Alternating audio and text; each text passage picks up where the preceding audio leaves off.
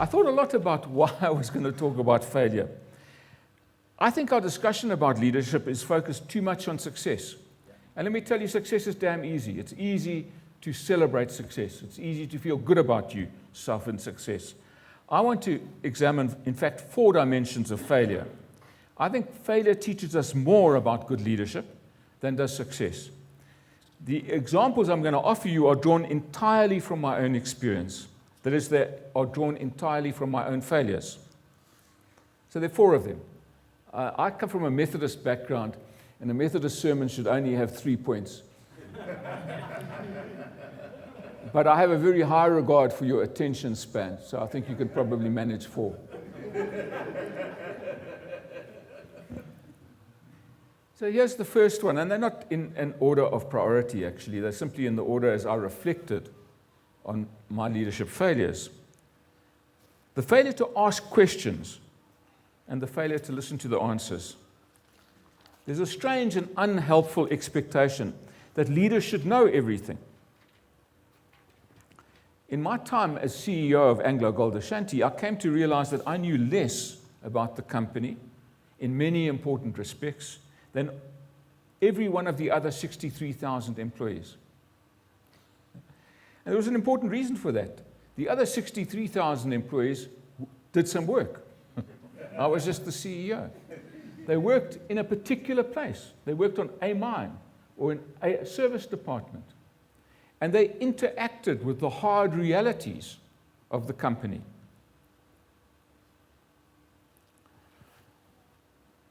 They also interacted with their colleagues, above and below them, and especially alongside them, in a way that I did not. I mean, by the way, a terrible thing about leaders is they become isolated. Right? People fear them, people want things from them, but what they don't do is actually relate to them as a fellow human being. So I learned the cost of not knowing what was going on in the company reasonably early, and we had to institute a monthly meeting. Because we were now, I think, 26 mines in 11 countries, big company, big gold mining company. To understand what had gone on in a month, we needed to bring 60 people into a room and to spend a morning working through what simply had happened in the last month. And it sounds strange. So of course, we had a management report. And the management report was all figures, and the figures told us something. But actually what they told us was not nearly as obvious as it seemed. I mean, I can just remember one anecdote where I'd got the monthly report and I saw that the gold production in Australia was down by 23%. And that made me angry as the CEO. I wanted to punish somebody. So these damn Australians, why can't they run a mine? When we had the Australians in the room, it turned out that the plane that collected the gold from the mine had broken down. And it came a day after the accounting period, not the day of the accounting period. So the gold had been produced in a completely normal way, but it had been captured in a completely abnormal way. I'll tell you about another thing where not asking questions and not listening to answers and not seeking the truth about your organization found me out. Organizations hate bad news. At one of AngloGold's most valuable mines, it was incidentally the Gator mine in Tanzania, the resident geologists decided to change their statistical model. You know, geologists are very brave and optimistic people.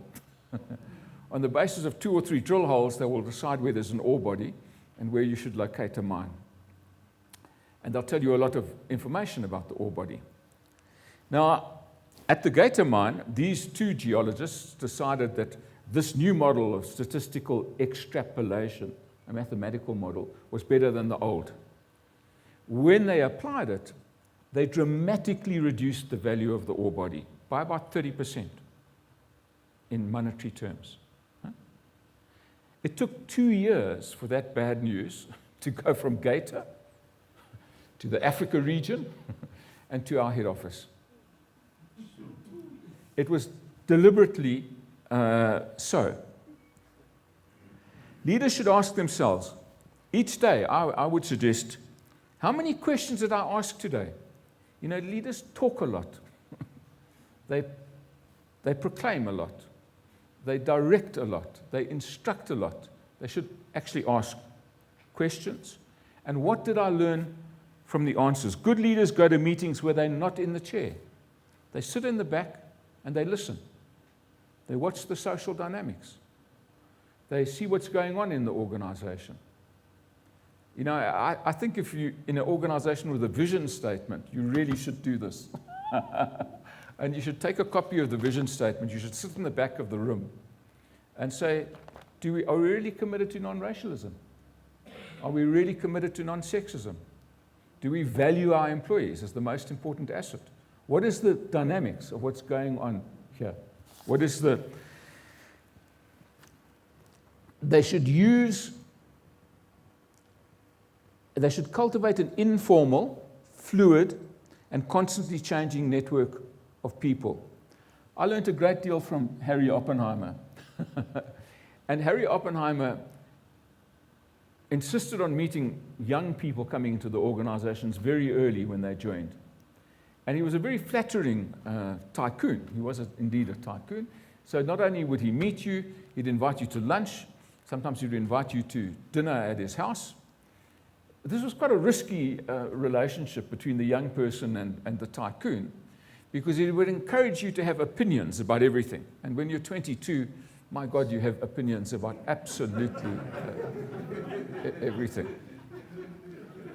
But, you know, this for me was an example of what I would describe as a fluid, varied network. He heard things from the young people he would never hear from his immediate subordinates. Okay, that was the first area of failure. The second is pretending knowledge when knowledge does not exist. It's the second area of failure. Our popular culture demands that leaders know just about everything that's important about their world. Reality dictates that much of what's important is unknowable. I was CEO of AngloGold for 12 years. There were just two things that determined the well-being or ill-being of my company: the dollar price of gold and the rand-dollar exchange rate.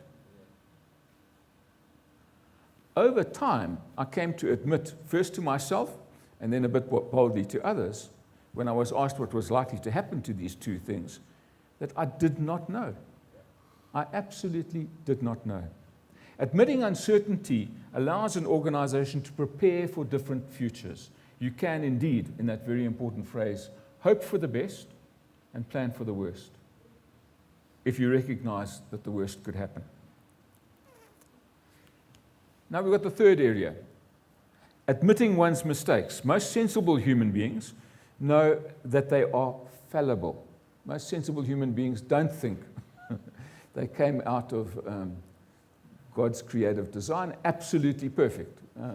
They will think about the fall, and they will think they are indeed fallible.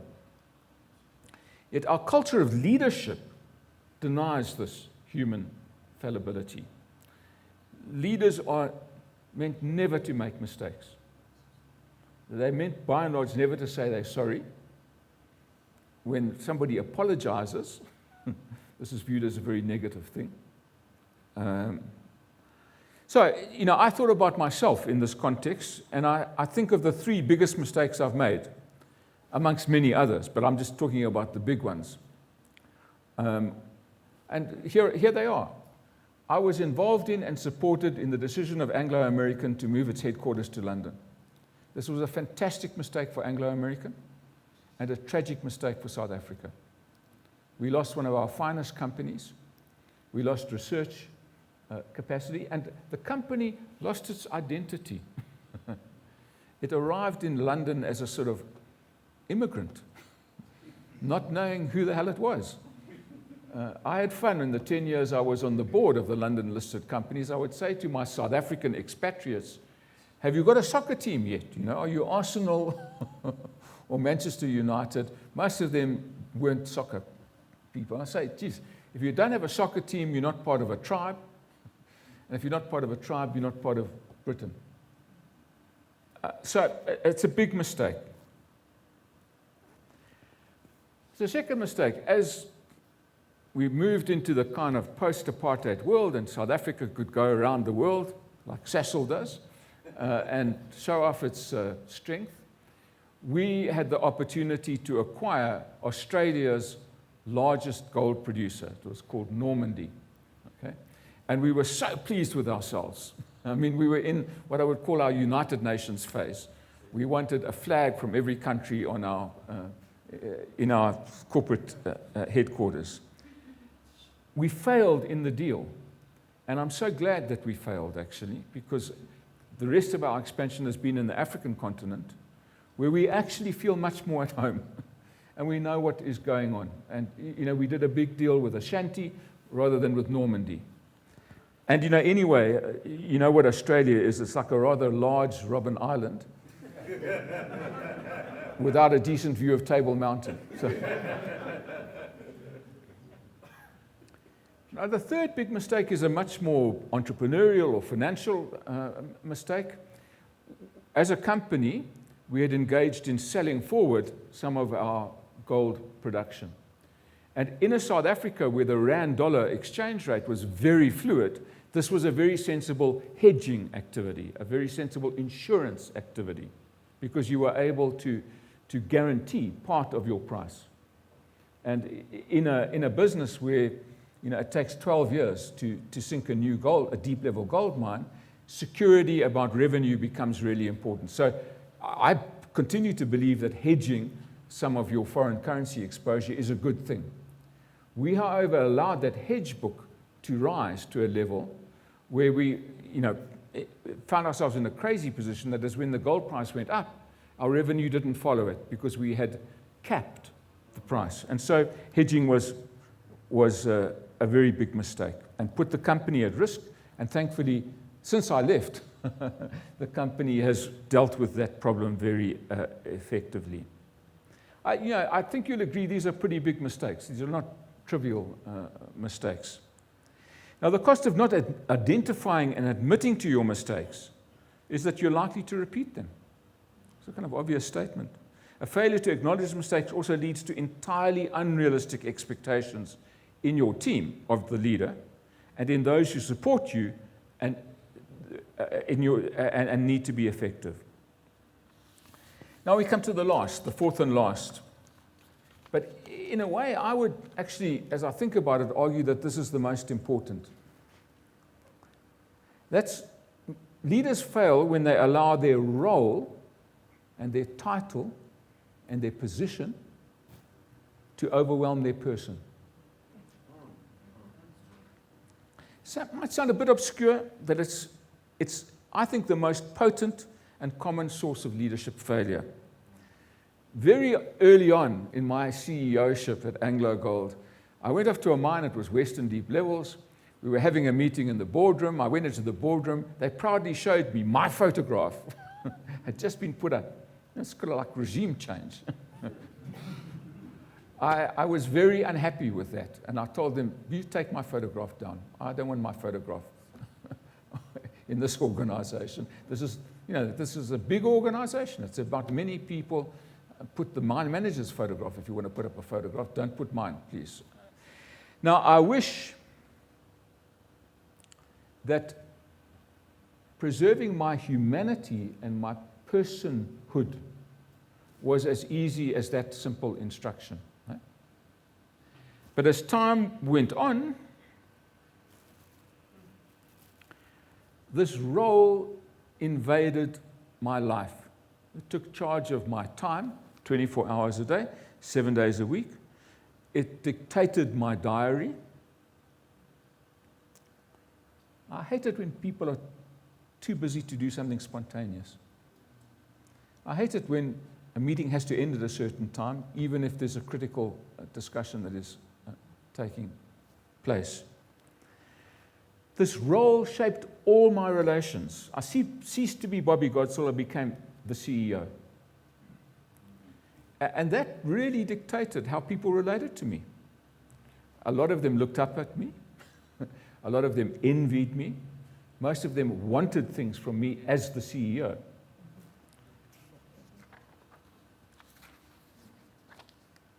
So I tried hard to preserve the Bobby Godsell I'd been before becoming a CEO and would again become when I left this job.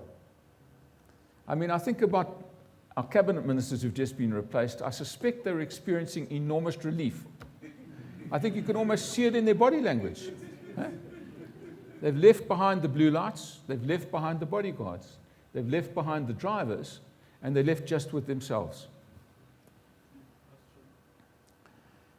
Yet the capacity of a leader to really know himself, and in that important idiomatic phrase, to be comfortable in his own skin, is what prepares him for the everyday tasks of building a team, and it most importantly prepares him for knowing and doing the right thing in that moment of great Napoleonic crisis in the organization.